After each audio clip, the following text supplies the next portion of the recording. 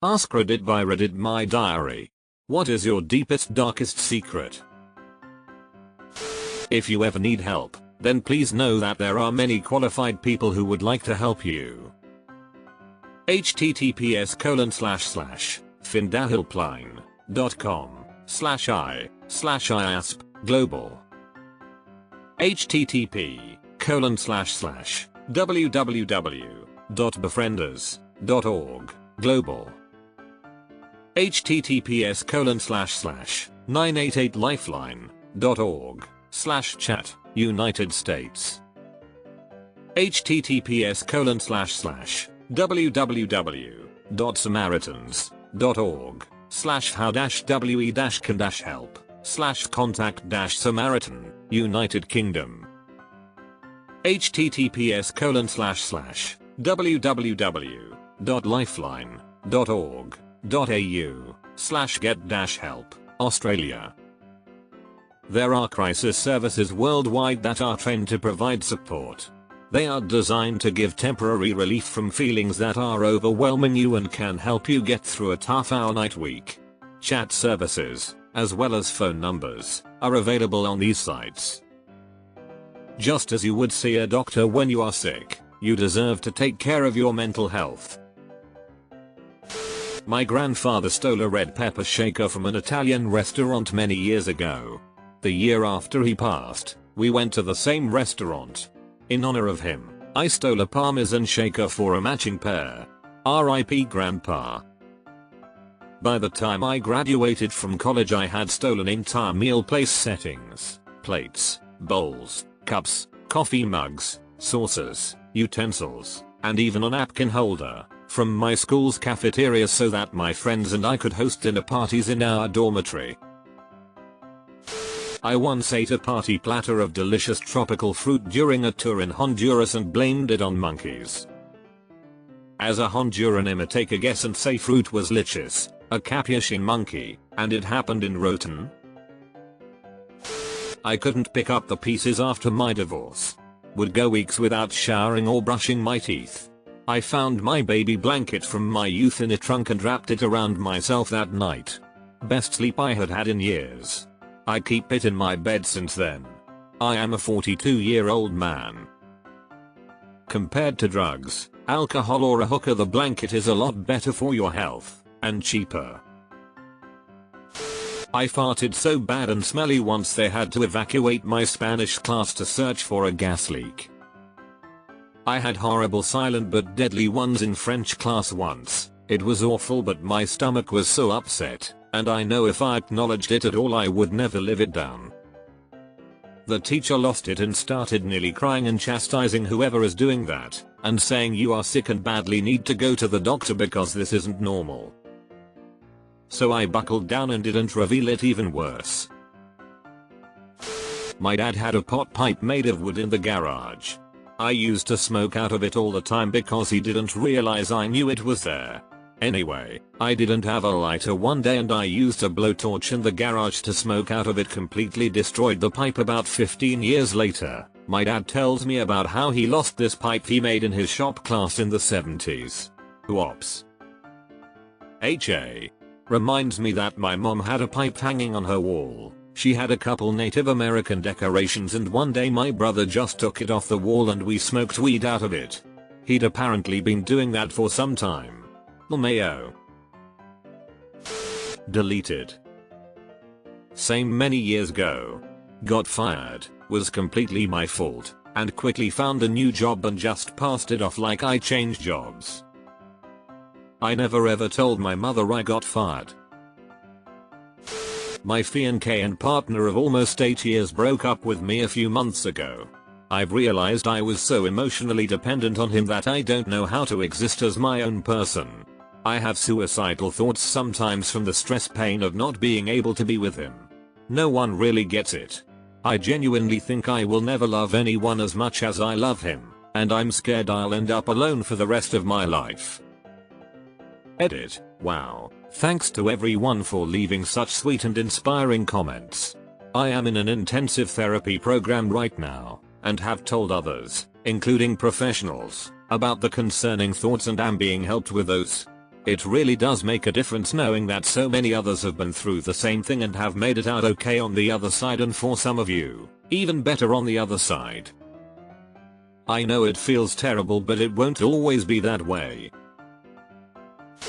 I've lived a boring non-secretive life, but my great-grandfather once told me a story of when he killed a man with a baseball bat for trying to rob the bar that he owned, and the regulars of the bar stashed the body somewhere and nobody ever talked about it again. He then put his finger to his mouth and said, "Shh, don't tell anyone." So there ya go. Sorry Gramps. Edit. This happened in Brazil back in the 60s. Gramps is long gone. Did it really happen? I have no idea, but it was Brazil. Something similar to that probably happened during the time it took me to type this edit out. Brazil be like that. Now Yaus can't leave. I stole my brother's Ghostbusters t-shirt and made an email account from the shirt nipper to ransom it back to him as a mystery for him to solve. Unfortunately, he died a few weeks later before never noticing the emails. Oh man. That's sad. In 1996, I was 6 years old and a friend told me that computer mouse balls were worth as much as gold. Stupidly and with no plan, I stole one from the classroom computer. Our teacher got extremely angry and I got really scared I'd get caught. He had us all leave the room and go in one by one so that whoever stole it could anonymously put it back. I was too scared that somebody might see, so I didn't put it back. He exploded on us. The next day, I was going to try to secretly return it, but a kid randomly emptily confessed that he was the one who stole it and his mom went to the store to buy a new one. He stood in front of the class with a written apology and everything. I should have taken a stand and said, "No, Kyle. You didn't steal it. I did." Shameful. Anyway, 28 years later, Kyle is a stripper at a gay nightclub. Still dancing to pay his mom back? Live in the only major urban center in a very rural area where there's all kinds of suburbs, road construction, gravel pits, etc. Whenever I see heavy equipment that doesn't get moved or is left unattended, I sneak into the worksite at night, climb in the always unlocked bulldozer or whatever the fuck it is, and proceed to lay on the horn in the dead of night before scrambling away. It has been a decade since I started and I think now I've honked the horns of just about every type of heavy machinery that has one. This is my favorite one. It's more or less harmless and completely strange. Great work. I once said I only had 5 avocados in self-checkout when I damn well knew there were 6 avocados in that bag. The FBI has been trying to crack this case for decades. In grade 6, 1986, we were asked to write a short story during class. I wrote as much of The Hitchhiker's Guide to the Galaxy as I could in the hour provided. I knew it word for word. I got as far as the interior of the Vogon ship before time ran out.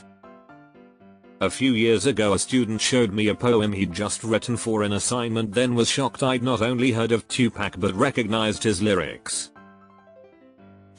I am the culprit of the 1986 pudding cup incident, and not my sister. I fucking knew it. In 3rd grade, I was at a birthday party and just learned the word arsehole.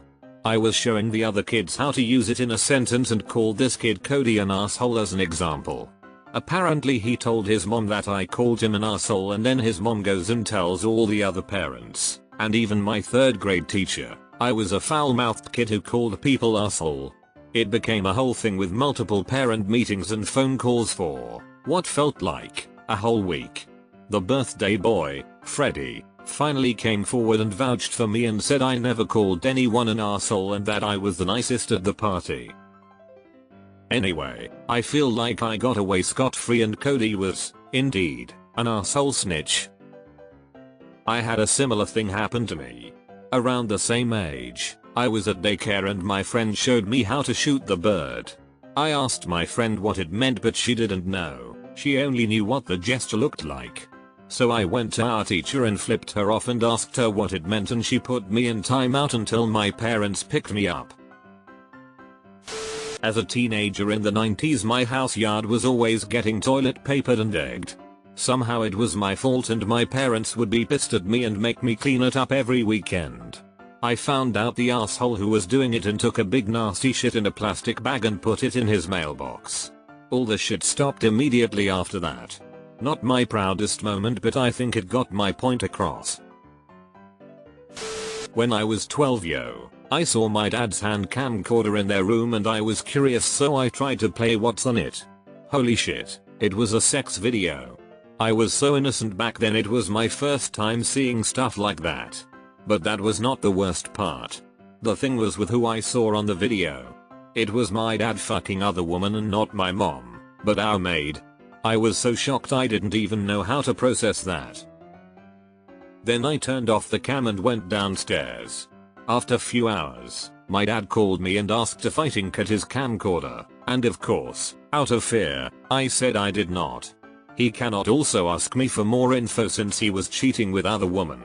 So he let it pass and we never talked about it after that ever again.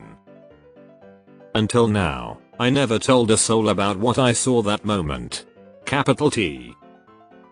If it makes you feel any better, he might not have been cheating if it was your mom operating the camera. I was molested by my cousin. Nobody knows. He recently died. Karma. Drug OD. Everyone kept asking why I wasn't upset. Edit: I was about 8 or 9 when this happened. I'm 41 now. I remember it happening several times. He was 16 or 17. I haven't said anything to my family as my mum and his mum, sisters, are very close. As someone who was sexually abused by my stepfather at 15, I know the pain. My stepfather is in prison now and I hope he stays there forever. Had a mental break when I was on deployment in the Navy. I decided to jump off the side of the ship, in front of people, in the middle of the Indian Ocean. I was in the water for over an hour when they found me. Haven't said a word about it in almost 20 years. Did the Navy do anything like therapy evaluation at all, or did you just tell them you slipped, or what? What were your thoughts when you were out in the water? When I was in 9th grade there was a girl who relentlessly bullied me for being skinny, telling anyone who would listen I had an eating disorder. I got a hold of her phone number somehow and used the old 67 trick and called every night at 3 AM on the dot and heavy breathed into the phone when she'd answer for several weeks. I even set an alarm wake myself up to do it. If she wasn't going to give me peace during the day, I wasn't going to give her peace at night. I deliberately flooded my family's basement to stop them from selling our house, because I didn't want to move. It worked. The buyer backed out and we stayed put. When my grandparents decided they wanted to sell their house, my uncle, then in his 20s, he was way younger than my mom and my other uncle, was very much against it. Every morning my grandparents would leave for work. He'd go outside, take the for sale sign off the lawn, put it in his trunk, and go to work. Then, because his job was a lot closer and he would get home earlier, he would come home and put it back before my grandparents got home. Went on 4 months before they caught him. When I was much younger, like 13, I want to say, some random kid on Discord sent me a Tor link. Me being the young child I was who liked computers, I of course had Tor. This other kid who I had played games with for a whole day had sent me a link to child porn. I mean, it was bad. I have never blocked someone and uninstalled a program faster in my life. The face of one of the kids on the site is still solidly in my mind even many years later. The look of just pain haunts me. People are really just fucked up, man. I was probably 10-12 years old in a named chat room. I distinctly remember the chat room was supposed to be for preteens and me with my adolescent innocent brain started direct messaging who I was sure was a 12/M location. That chat room was absolutely run by some scuzzy pedo because about 4-5 messages in, I was sent a link that was CP. I immediately exited the chat room, shut the computer down and never spoke about it to anyone. That shit fucked me up. My deepest darkest secret is that I still sleep with the nightlight on because I'm afraid of the dark. Don't judge me, it's comforting, okay?